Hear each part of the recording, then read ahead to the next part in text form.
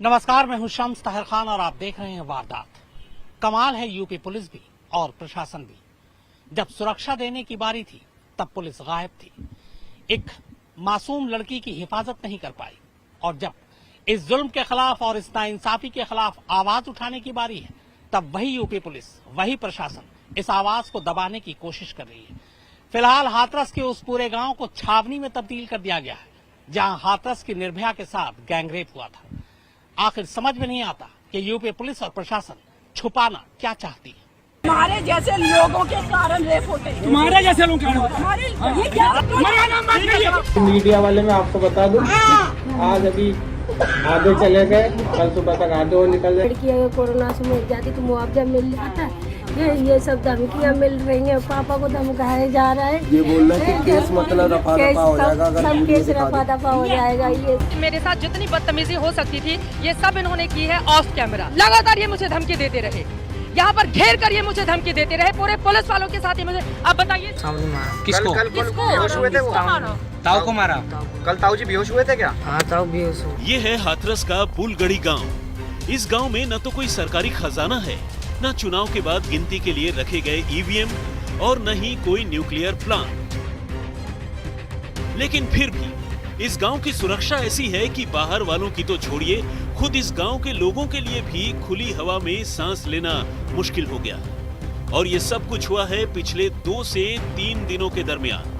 अब सवाल ये है कि आखिर पुलिस इस गांव में किसकी हिफाजत में लगी है और क्यों?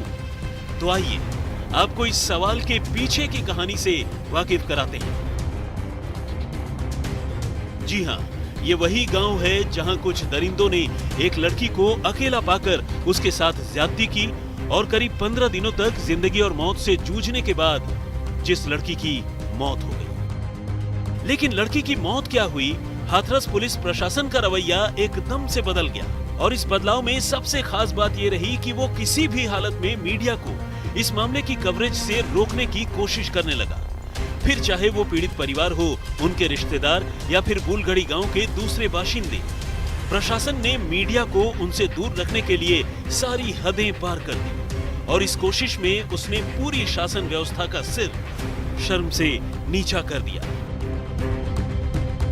सबसे पहले परिवार से हमें मिलने नहीं दिया जा रहा है क्योंकि मीडिया के जितने भी कैमरे हैं उन सभी को 200 मीटर की दूरी पर पुलिस की बैरिकेडिंग करके, सत्य मैं चाहूंगी कि आप आगे आइए, पहले ही रोक दिया गया है। कहा जा रहा है कि अंदर एसआईटी की टीम मौजूद है जो पीड़ित परिवार से लगातार पूछताछ कर रही है। यहाँ पर भारी तादाद में पुलिस वालों का जमावड़ा दिखाई दे रहा है, यहाँ पर अधिकारी बैठे हुए हैं। जाहिर है हाथरस में कुछ तो ऐसा है जिसकी पर्दादारी है। आखिर प्रशासन यहाँ क्या छुपाना चाहता है? यहाँ सिर्फ दिन बदला है, हालात नहीं बदले।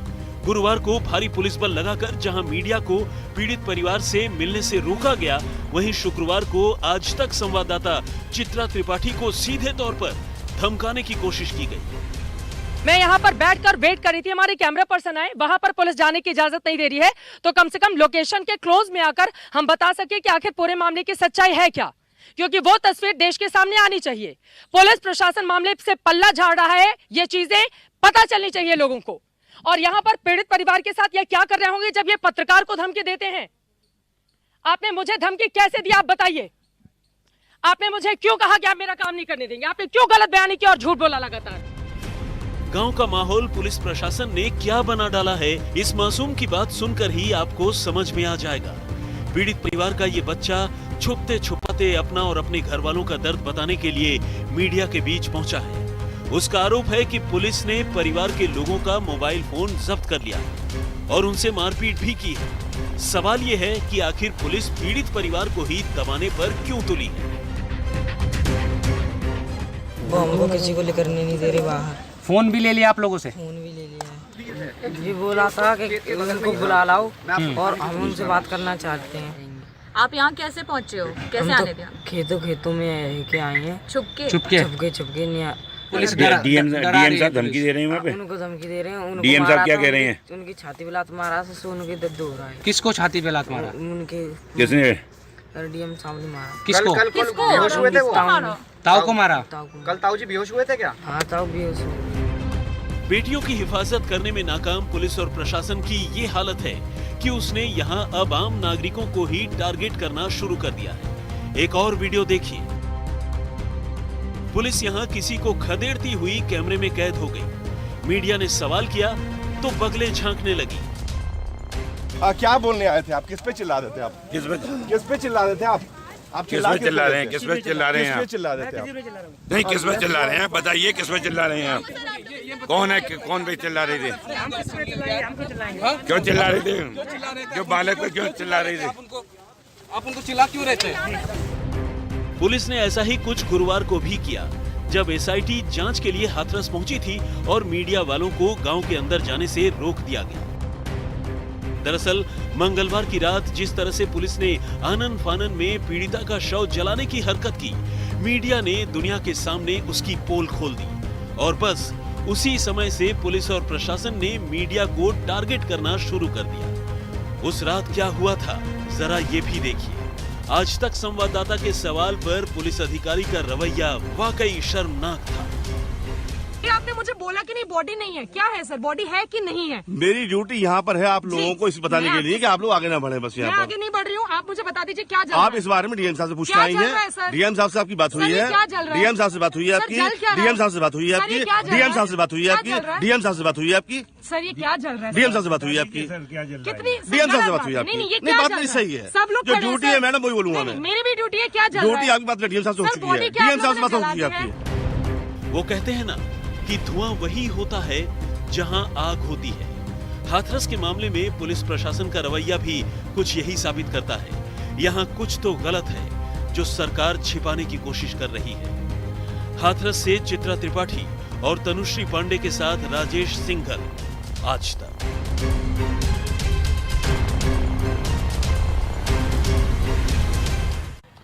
पुलिस का काम है कानून व्यवस्था को बनाए रखना। हाथरस पुलिस अपनी जिम्मेदारी में तो नाकाम रही, अब ऊपर से जो प्रशासन है वो भी अपनी जिम्मेदारी ईमानदारी से नहीं निभा पा रहा है, चाहे वो एसडीएम हो या डीएम। उल्टे लगातार पीड़ित के परिवार को धमका रहे हैं, धमकी दे रहे हैं। ऐसे कई वीडियो, कई ऑडियो सामने आ चुके हैं। आप अपनी विश्वसनीयता खत्म मत करिए। तो मीडिया वाले मैं आपको बता दूं, आज अभी आधे चले गए, कल सुबह तक आधे और निकल जाएंगे, 2-4 बजेंगे कल रात, और हम ही आपके साथ खड़े हैं।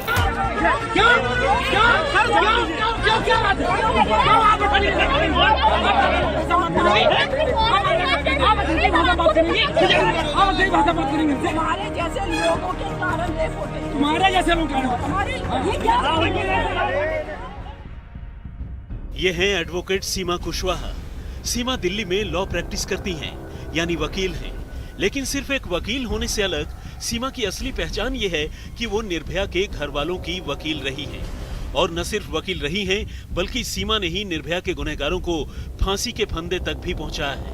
मगर इन सीमा कुशवाहा के साथ दिल्ली से 200 किलोमीटर दूर हाथरस के इस गांव में क्या हो रहा है, ये आप खुद देख लीजिए। सीमा दिल्ली से हाथरस पहुंची हैं, हाथरस की निर्भया के घर वालों से बात करने, उन्हें कानूनी मदद देने, लेकिन यहाँ ऑर्डर ही लॉ के आड़े आ गया। एडीएम साहब उन्हें किसी कीमत पर गांव के अंदर जाने नहीं देना चाहते और इसके लिए वो एक महिला वकील के साथ तू मैं करने से भी बाज नहीं आते।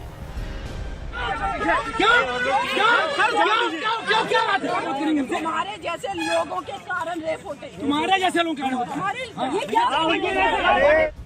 लेकिन एडीएम साहब भला तू मैं क्यों न करें, जब खुद उनके सीनियर यानी जिले के डीएम ही पीड़ित परिवार को धमकाने में लगे हों। अब ये दूसरा वीडियो देखिए। इस वीडियो में हाथरस के जिलाधिकारी पीड़ित लड़की के पिता के साथ बैठे हैं। अंदाज प्यार भरा है, लेकिन मायने क्या हैं, वो आप समझिए। आप अपनी विश्वसनीयता खत्म मत करिए। तो मीडिया वाले मैं आपको बता दूं, आज अभी आधे चले गए, कल सुबह तक आधे और निकल जाएंगे, 2-4 बजेंगे कल रात, और हम ही आपके साथ खड़े हैं। बातों ही बातों में डीएम साहब कह रहे हैं कि ये मीडिया वाले आपके गांव में आज हैं, कल नहीं होंगे, फिर आपको हमारे साथ ही रहना है, इसलिए हम जैसा कहते हैं वैसा कीजिए। कहने का मतलब ये कि अगर आपने मीडिया के सामने हाले दिल बयान करने की कोशिश की, हमारी बातों से जरा भी डिगे तो आपकी खैर नहीं। कुल मिलाकर डीएम साहब की इन बातों को आप चाशनी में लपेटी गई धमकी समझ सकते हैं। ये सब धमकियां मिल रही हैं, पापा को धमकाया जा रहा है। ये बोल रहे हैं कि केस मतलब रफा दफा हो जाएगा, अगर सब वीडियो केस दिखा रफा दफा हो जाएगा। ये सब वीडियो दिखा देंगे, मम्मी को उल्टी सीधी वीडियो बना रखी है। जो उस टाइम में वो हालात ऐसे थे, जो मन में आ रहा वो सब लोग बोले जा रहे, यही सब करके अब ये लोग हमें यहाँ रहने नहीं देंगे। ये डीएम बहुत ज्यादा ही चालबाजी कर रहे हैं। हम लोगों के साथ में इतना प्रेशर डाल रहे हैं जबरदस्ती कि हम लोगों ने इतने लोग तुम्हारी बात का कोई भरोसा नहीं है, तुम जबरदस्ती बयान बदल रहे हो, तुम पे कौन भरोसा। पापा पे बुलवा रहे, बयान बदलने से तुम्हारी कोई वो रहेगी, हम लोग दूसरी जगह चले जाएंगे।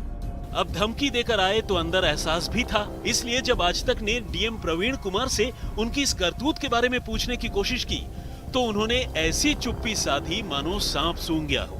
मजाल है कि बड़बोले डीएम साहब की जुबान से एक भी लफ्ज बाहर निकल जाता। सर आप बात ही नहीं कर रहे हैं सर हमसे। आप आराम से एक बार हमको सबको, चाहे रिपोर्टर्स को बुलाइए। आप बात नहीं कर रहे हैं, आप फैमिली को जाके इंटिमिडेट भी कर रहे हैं सर। लेकिन जब डीएम साहब का ये वीडियो वायरल हो गया और उन्हें लगने लगा कि अब मामला हाथ से निकलने लगा है, तो आज तक के सवालों का उन्होंने सीधा जवाब तो नहीं दिया, लेकिन देर सवेर कैमरे के सामने आकर एक तरफा सफाई जरूर दे दी। कल पीड़ित परिवार के 6 जने, कुल 6 परिजन थे, उनके साथ बैठकर लगभग 1 से 1.5 घंटे तक वार्ता हुई और उन्होंने सभी मांगों पर सहमति दी और उस पर किसी प्रकार का कोई दबाव नहीं था। और उसका हमारे पास पूरा जो बातचीत का है वो उसका वीडियो भी हमारे पास है। एक तरफ डीएम की धमकी और दूसरी तरफ एडीएम की बौखलाहट। आखिर हाथरस की पुलिस प्रशासन को हुआ क्या है? मीडिया से लेकर वकील तक को पीड़िता के गांव में घुसने से रोकने के पीछे की वजह क्या है? जवाब अब सरकार को देना है। हाथरस से चित्रा त्रिपाठी और तनुश्री पांडे के साथ राजेश सिंघल, आज तक। क्यों हाथरस पुलिस इस शक के घेरे में? आखिर 9 दिन तक हाथरस पुलिस ने रेप का मामला दर्ज क्यों नहीं किया? खुलासा इस ब्रेक के बाद। आप देखते रहिए वारदात। इस पूरे मामले में हाथरस पुलिस लगातार शक के घेरे में है। हाथरस की निर्भया के साथ रेप नहीं बल्कि गैंगरेप होता है, लेकिन कमाल देखिए कि उसके बावजूद पूरे 9 दिन तक हाथरस पुलिस सोई रहती है। 9 दिन बाद कहीं जाकर वो रेप का मामला दर्ज करती है। हालांकि उसके बावजूद पुलिस लगातार अपने बयान बदलती है और इल्जाम लगाती है कि पीड़िता अपने बयान बदल रही थी। रेप के बारे में कंक्लूसिव रिपोर्ट एफएसएल से आ गई है कि रेप के साइन नहीं हैं, तभी मैं ये बात आपको पूरी जवाबदेही के साथ बता रहा हूं कि उसके पहले भी कंक्लूसिव प्रूफ रेप का किसी डॉक्टर्स ने नहीं दिया। तो सुन लिया आपने, ये उत्तर प्रदेश पुलिस के एडीजी प्रशांत कुमार हैं। कानून व्यवस्था का जिम्मा इन्हीं के कंधों पर है। साहब कह रहे हैं कि हाथरस की बेटी के साथ बलात्कार तो हुआ ही नहीं था, जबकि निर्भया ने अपनी मौत से करीब हफ्ते भर पहले 22 सितंबर को दिए बयान में साफ साफ बताया था कि उसके साथ बलात्कार हुआ था। उस दिन जिस दिन आपकी चोट लगी है उस दिन रेप हुआ है? अच्छा, दोनों ने किया था, कोई और भी था? वो दोनों थे और बाकी सब भाग गए थे। अच्छा, बाकी सब भाग गए थे। अच्छा, मम्मी को देख के भाग गए थे। यही नहीं, पुलिस ने हंगामे के बाद जब रेप का मामला दर्ज कर लिया था, उसके बावजूद बिना किसी जांच पड़ताल एसपी साहब को सपना आ गया कि निर्भया के साथ रेप हुआ ही नहीं था। यूपी सरकार दावा कर रही है कि हफ्ते भर के भीतर इस मामले की जांच रिपोर्ट एसआईटी सौंप देगी, लेकिन उससे पहले ही पुलिस बयानबाजी करती है कि लड़की से रेप नहीं हुआ था। प्रशासन पूरे गांव को पुलिस छावनी बना देता है, मीडिया को कवरेज करने से रोक देता है। ऐसे में साफ दिखता है कि यहाँ दाल में काला नहीं बल्कि पूरी की पूरी दाल ही काली नजर आ रही है। हाथरस से चित्रा त्रिपाठी और तनुश्री पांडे के साथ आज तक ब्यूरो। तो वारदात में फिलहाल इतना ही, मगर आज तक पर खबरों का सिलसिला लगातार जारी है। नमस्कार, मैं हूं अंजना ओम कश्यप। हमें उम्मीद है ये वीडियो आपको पसंद आया होगा। लेटेस्ट खबरों के लिए यूं ही देखते रहिए आज तक, और इस वीडियो के पसंद आने पर लाइक, शेयर एंड सब्सक्राइब करना ना भूलें।